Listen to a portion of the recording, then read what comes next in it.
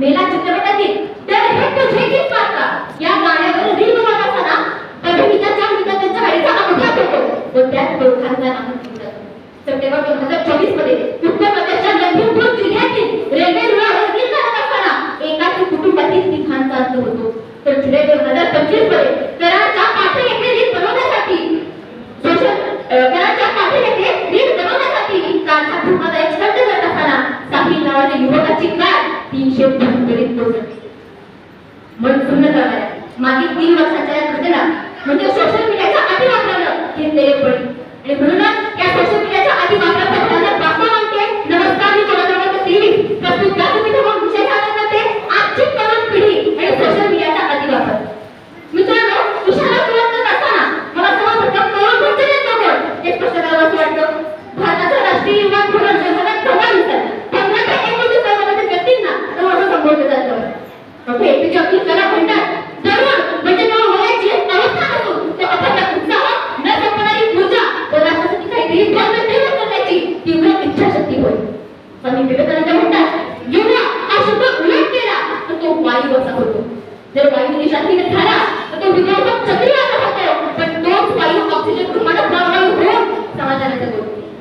तरुण आताच्या जनगणनेनुसार 15 ते 29 वर्षातील लोकसंख्या ही देशाच्या एकूण लोकसंख्येच्या 27% असून भारत हा जगातील सर्वात तरुण देश आहे. पंडित निरुसुकर म्हणतात युवा हे केवळ देशाचे भविष्य नाही तर वर्तमानाचे इंजिन आहे. परंतु दुर्दैवाची बाब अशी की आज हे इंजिन सोशल मीडियाच्या धुळीत आहे. सोशल मीडिया म्हणजे इंटरनेट आधारित ऍप्लिकेशन जे आपल्याला वैयक्तिक संदेश, फोटो, व्हिडिओ माहिती तयार करण्याची व देवाणघेवाण करण्याची सुविधा उपलब्ध करून देतात. 1997 साली 6 डिग्री या जगातील सर्वात पहिल्या सोशल नेटवर्किंग साइटचा शोध लावणारा अँड्र्यू वेल्ड्रिच यांना सोशल मीडियाचा जनक मानले जाते. त्यानंतर 2004 मध्ये मार्क झुकरबर्ग यांनी फेसबुकच्या माध्यमातून सोशल मीडियाला लोकप्रिय केलं. YouTube, WhatsApp, Facebook, Twitter, Telegram, Instagram, Snapchat ही सारी म्हणजे सोशल मीडियाची ग्रुप. मी विचार करतो आणि म्हणून असं म्हणतात की माणूस हा समाजशील प्राणी आहे, परंतु खरी हाच माणूस सामाजिक मूल्याऐवजी खऱ्या अर्थाने एकत्र होता. आता हे बघा, दुःखाच्या वेळी आता कोणाला शब्दांची जागा आता व्हॉट्सअपवरच्या RIP आणि भावपूर्ण शब्दांची दिली गेली. वाढदिवसाच्या औषधाची जागा आता इंस्टा स्टोरीवरच्या विश्व फातिमाला पडले सगळीच्या लगबगीची मजा हल्ली स्टेटसवरच्या वेटू मध्ये उडाली आणि अडचणीच्या वेळी मदत करणारी मित्रांची जागा आता फेसबुकवरच्या फ्रेंड्स गेली. जीव मुक्तासाठी जागा श्वास सगळा अडवला तरी रात्र अंधार आणि संपला रस्ता तरी श्वास अडवलेल्या मनाला मित्र ठोक्यासारखा मित्र आवडल्यामध्ये घाल घातला. मैत्रीच्या या नितांत सुंदर भावना सोशल मीडियाने हिरावून घेतल्या. नात्यातला गोडवा, कुटुंबातला जिव्हाळा, समाजाची समानचिंता या सर्व गोष्टी सोशल मीडियाच्या आभासी जगामध्ये विरघळून गेल्या. आई वडिलांच्या खऱ्या आणि निस्वार्थ प्रेमापेक्षा सोशल मीडियावरचं फसवं आणि जाळ्यात ओढणारं प्रेम आमच्या तरुणाला धुळत पडत आहे. रोजचा जीवित डेटा, फिल्टर लावलेले फोटो आणि कल्पनेचे किल्ले बांधायला लावणाऱ्या जाहिराती आजच्या तरुण पिढीला बेरोजगारीची जाणीवच होते. पण त्यांनी एक गोष्ट लक्षात ठेवली पाहिजे की विकल्प बहुत मिलेंगे, मार्ग भेटना नहीं है, मगर संकल्प एक ही काफी है मंजिल तक पहुंचने. मित्रांनो, इतक्या सोहळ्यामध्ये जगाचं मानलं जातं त्याच वयाच्या स्वामीची जगाच्या कल्याणाची ज्ञानेश्वरी घेणारे संत ज्ञानोबा माऊली. तर त्याच वयाच्या स्वामीची पिंपरी स्वराज्याचं तोड मारणारे छत्रपती शिवाजी महाराज. वयाची 16 वर्षी चिना वसंत परिषदेला संबोधित करणारे Swami Vivekananda.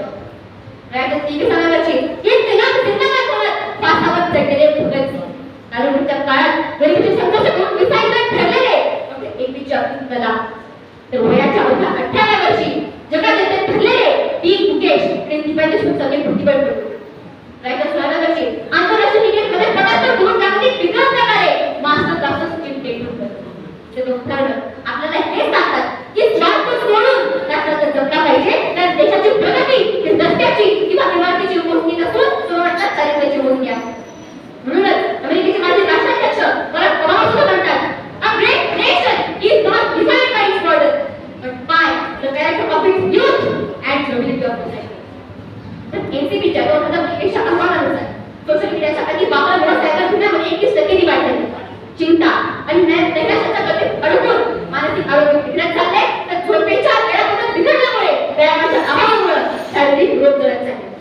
Control your social media before it controls. म्हणून सत्य कवी म्हणतात ना, मन गया तो जाने दे, मत जाने दे शरीर, ना खींचे तो मान तो खाले दे. मित्रांनो, स्त्रियांचा आदर करण्यास म्हणून आपल्या देशामध्ये एखाद्या मुलीच्या पोस्टवर आजकाल कमेंट करणारे तरुण मला कोणाची भस्मात होते वाटायला लागतात. जो कठोर तप करून भगवान शंकराला वर लावून घेतो की मी त्याच्या डोक्यावर हात ठेवेन, तो टच मी पुस्तकाचा मला तर दुरुपयोग करत दिसत त्याला भस्मात करून त्याला हात भस्मात करून अखेरीस मोठीची जरूर घेतलेले कृष्ण समोर नृत्य करत असताना तो माझ्या डोक्यावर हात ठेवतो आणि भस्मात होतो. सोशल मीडियाचा चुकीचा वापर करणाऱ्या तरुणांची गत एक दिवस या भस्मात होणार. क्या मतलब ये शुभ को उंगलियों के शौक पर मगर खौफ है यही हाथ नजर जाए जिस लोग को हमने सजदा करके जमाया था यही आग बनकर वो हमें गवा. सोशल मीडियाच्या दुष्परिणामाची आणि अतिवापराची किती चर्चा केली ना तरी कोविड काळात संपूर्ण जग ठप्प झालेलं असताना सुद्धा सोशल मीडियामुळे आपले दैनंदिन व्यवहार थांबलेले होते. हा सोशल मीडियाचा वापर